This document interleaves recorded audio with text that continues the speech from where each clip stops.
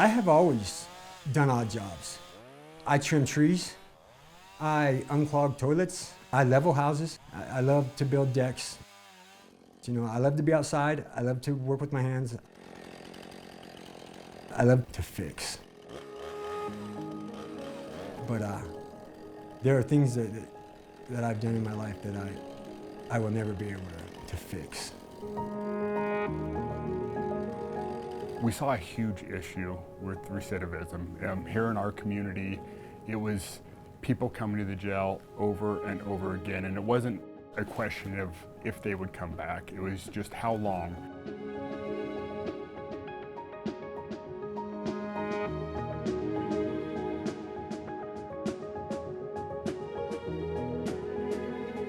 We had several people come to jail over 10 times in a year. We had one gentleman come in 19 times in 1 year. I did my first 5 years with the feds, and I got into heroin. And I went back in 2012 for possession. And in 2015, went back for a few more years. Coming out of that system, there was really no place for me to land, no real resources, no real direction. I really thought that my life was over. I remember looking out my office window and seeing people out on the curb, looking for a ride to go someplace, and realizing that the ability for somebody to be successful when they can't even find somebody to come pick them up from out in front of the jail is pretty low. We see more people in prison. We see more people with mental health diagnoses. We see more people using drugs in our communities than ever before. We got to do something different. And we've got to ask and answer the question of what could different look like.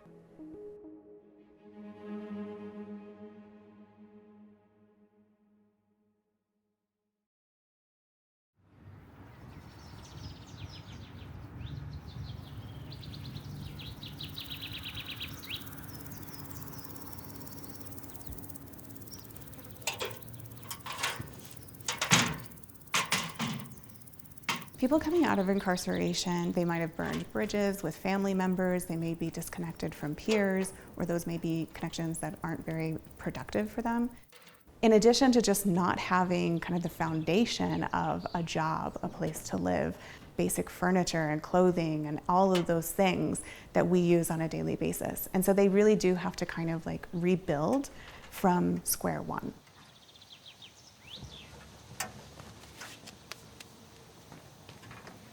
There's not really a national standard as to how we measure recidivism. Generally speaking, it tends to hover around 50 to 60%. And one of the leading reasons for recidivism or drivers of recidivism is related to substance use. So substance use treatment is incredibly important, which is very much tied to mental health. There is, I think, well-documented evidence about the lack of healthcare providers, behavioral health providers, mental health providers in the state generally, but even more so in rural areas. This is my 4th time coming out, and there's never been any kind of programs, reentry programs, drug programs. Everything I've ever done has been drug related, and I've never ever been to any kind of rehab.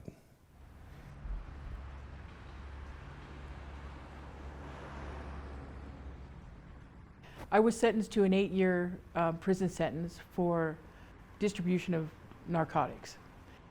I wasn't always into criminal thinking or drugs or anything of that nature. It actually happened late in my life. I had a moment in my life of trauma with the death of my sister, and that kind of pushed me towards a different direction in my life. For sure.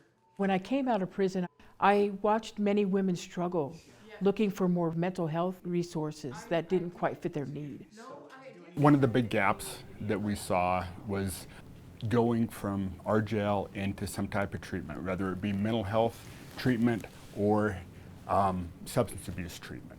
If you have a serious substance abuse problem and you walk out of our jail and you're told you have an appointment in 3 weeks, if you have a serious mental health or substance abuse problem, you will never make that treatment. That's where we saw the issue and started taking some intentional steps to address it. Previously, there weren't that many resources going into the community. Most of those resources were kind of held within the Division of Adult Parole. And today that's very different through a community reinvestment initiative to fund community organizations to provide services for reentry. It provides a sustainable funding source for the community to work alongside the government in helping to create community health and equity and well-being.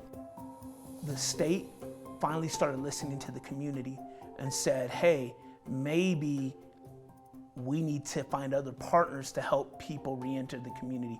Maybe the community themselves could help each other best. Peer-led services, community-oriented services are incredibly powerful in helping people kind of find stability and well-being, which is really important for reentry. And what we're seeing is that as a model that can be replicated even at a local level, say through a county government. We partnered with the county commissioners, St. Mary's Hospital, to fund organizations in our community that already exist, that already have the capacity to treat people, whether it be peer support or sober living environments. We really boil all of our reentry support down into like 4 key areas. You need to have a stable place to live. You need to have something purposeful to do with your time. It could be employment, it could be volunteering for some people. You need to have access to adequate health care, which includes mental health. And then the 4th one is you got to hang out with a good group of people. And so what we find is that when we provide those 4 supports, we see people recidivate at rates lower than 10%. Burned down. Yeah, so what are these? These Just are, trees? yeah, these Oh, are, okay, these are little parking yep, dividers. yep, and Did they already, so what are we doing here? we're gonna do all the planting, whereas Wayne is coming in and doing all the excavation, he's doing the concrete, he's running all Okay. the necessary things to each one. About 10 months ago, I was offered a job here at the Grand Junction Freedom Institute to segue into another project. Remember Clear Creek subdivision that we bid the landscaping for? How much is that one? Tammy came out of prison, moved into one of our houses. The Freedom Institute, they have helped me with housing, moving expenses, mental health resources. She became an intern, eventually got hired here, is now a full-time employee. My position at the Freedom Institute is a project coordinator and business administrator for the Social Enterprise Division and Apprenticeship Program. I help individuals coming out of incarceration, and they're looking to gain stability in their life and get into the workforce. Oh, it's good to see you. This place is looking amazing. Yeah. How are you, Trevor? All right. I help them navigate the waters of becoming a skilled tradesman and getting all those type of papers in order and just becoming stable. She's not the only one with that story. It's how we move people into a career pathway. It was different this time because there's never been a reentry program in Canyon City. It's a small town. But this time there was. I haven't had a driver's license in 22 years. And the reentry program here got my driver's license. And I was suspended in several states. The program set up my LLC, helped me set up my insurance, helped me set up all my tax stuff. They offered me rehab like the 3rd day I was out. I needed to know why I did the things I did, why I sabotaged my life the way I did, why I sabotaged my wife and my children's life the way I did. I really believe the addictive part isn't about being addicted, it's about the root cause, about the hiding or the trauma, the pain. You know, you have to address those underlying issues. So I was able to do that, fortunately, when I came out of community corrections. I found those particular steps just invaluable to moving forward. We know from the testimonies of the folks that have received those services, it has a transformative effect, not just for them, but also for their kids, for their families. My family reconciliation has been nothing short of just miraculous for me. I have 3 sons that I am back in touch with. I have a 1-year-old grandson and another grandson on the way. It's the most beautiful thing. It's the most beautiful thing.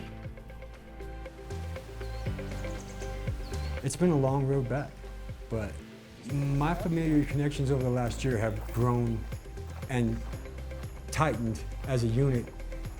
I've known my wife all my life. We grew up together, and she's always supported me through thick and thin. She's an amazing woman. And I spend a lot of time with my grandson. I want to make sure that he knows that Papa's always going to be there for him. It takes on this kind of like exponential growth that really becomes transformative, not just for those lives, but for the community at large. We have several people out there working in our community that have never been sober as long as I've been in this profession. And they are now sober and they're contributing to the betterment of our community. I never thought that I could give back to a community I stole so much from. I think I got all the trees to the house. No, I still got a few in there to do, because we were just trying to, but I got it all cleaned up too. Yeah, thank you. If I can do anything to help other guys coming out or women coming out to be successful and to not go back, there's nothing I wouldn't do for them. I'm glad I'm back too. Not that she didn't take care of business while you were gone. She handled it. Oh, whatever. She liked to be in the boss. Don't let her fool you with that. You too, buddy. You doing all right? It's like seeing the community be healed right in front of your eyes. All right, you guys have a good one, okay? You too. Be safe. You know where I'm at if you need me. Yes. Bye, everybody. Be good. We will. Promise. So we definitely have moved the needle. Don't think it's where we need to be, but that needle's moving.